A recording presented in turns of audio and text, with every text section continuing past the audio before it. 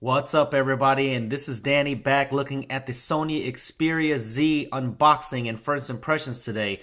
Really excited, so I'm just going to jump right into it and we'll go over the specs while we're opening this box. So let's go ahead and open this box and see. And there is the new Sony Xperia Z. And this is the white model, UK unlocked.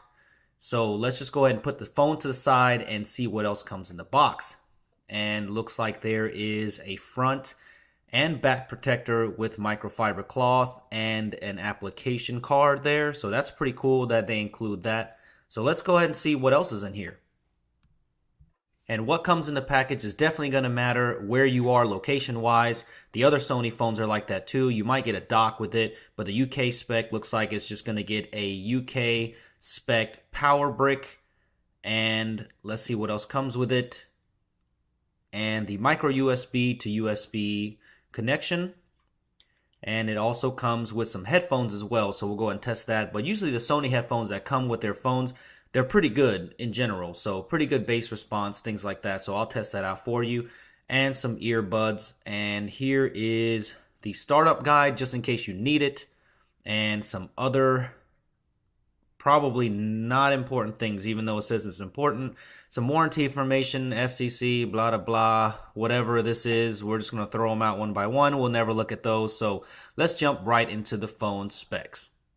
And the big deal about this phone is this 5-inch 1080p reality display that you see in front of you. And it is powered by a quad-core Qualcomm Snapdragon 1.5 gigahertz S4 Pro. So the same processor you see in like the Nexus 4, running 2 gigabytes of RAM and Android 4.1 Jellybean right out of the box with Sony's UI on it. So let's just take that back off, and you can see that it's glass construction, but it comes with the front and back protectors already applied right out of the box, so you don't even have to worry about applying them. And it is fully waterproof and dustproof with the flaps closed. And I will do a full separate video on the waterproof and dustproofness of this phone. On the back, you'll see a whopping new 13 megapixel Exmor RS camera sensor with LED flash that has a whole bunch of features, and we'll go over that later. It also features NFC, as usual, and it has a big Xperia logo right on the back to let you know what phone this is. Now, on the right side of the device, you will see a micro SIM card slot being covered by a flap as well. And then you will notice this amazing looking power button that's on there. And you can see it's constructed of metal. It looks really awesome.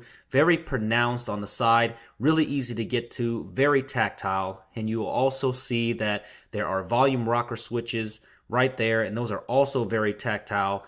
Kind of weird placement that's a little bit lower on the hand on the right side, but you will definitely get used to them, and it looks really nice. And the way it's built, I think you'll like the build quality of this phone.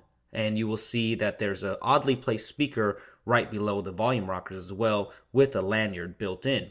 On the opposite side, you will see a micro SD card expansion and these 2 gold prongs that will also power different docks and things like that for charging. And it also has a micro USB charger on the same side.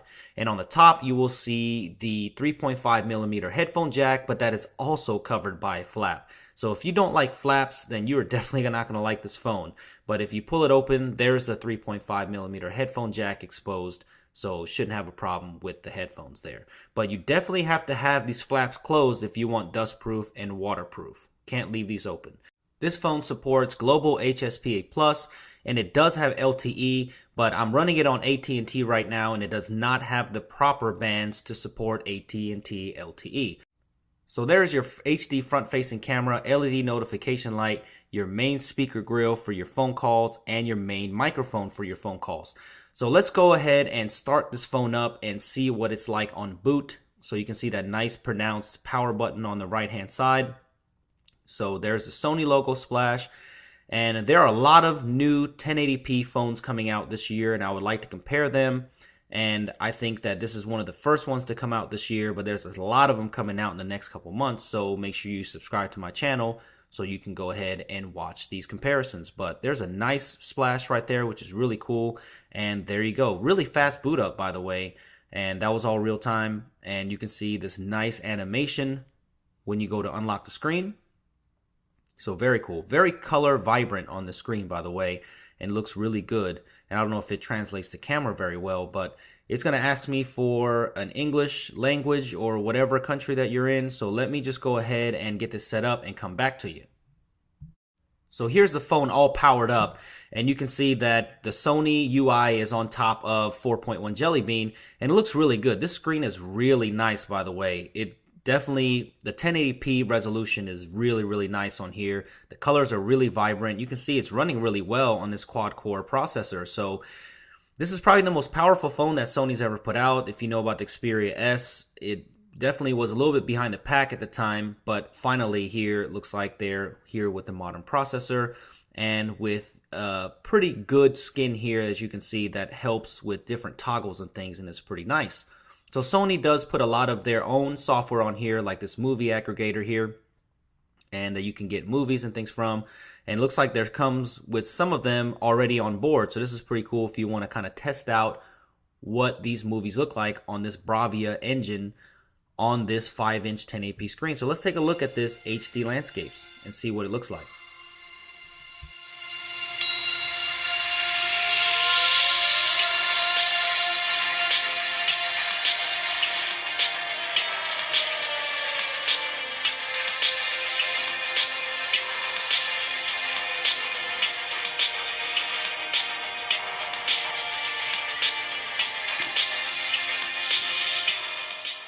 The screen looks good, but you can see that the viewing angles are a little bit tricky here. Like when you look at it straight on, it looks beautiful, but when you start to kind of tilt it a little bit, the viewing angles are not the best. But if you don't really care about viewing angles, I don't think you'll have a problem with this at all.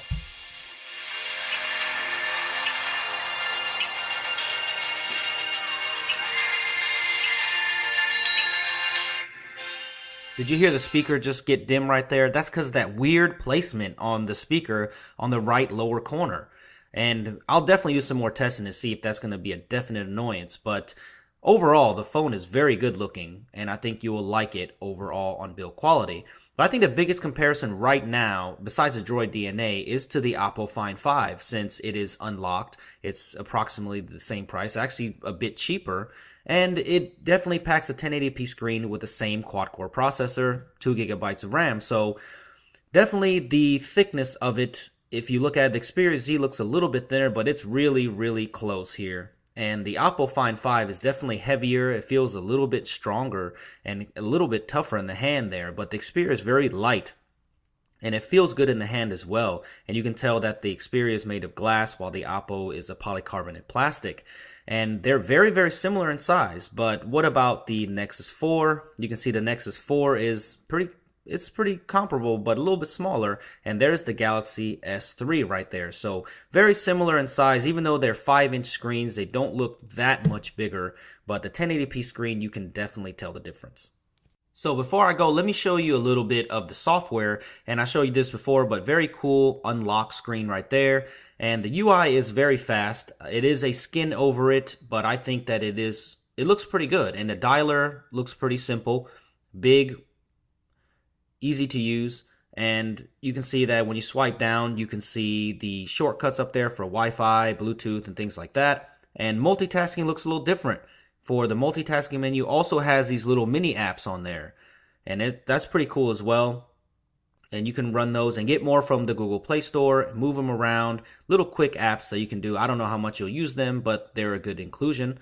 And this is the 13 megapixel camera here, and this is a brand new sensor, and you can see that superior auto mode happening on the left side, where it kind of picks your best mode and to get you your best shot. So I'll definitely test this camera out for us. A lot of the early reviewers said it's really not the best camera out there, but it is 13 megapixel. Lots of different choices here, which I really like. The camera UI looks definitely different than the Sony phones of prior, so I'm definitely looking forward to looking at this camera in depth. So watch for my camera test videos and HDR videos and things like that as well, for this camera can do a lot. So definitely stay tuned for that.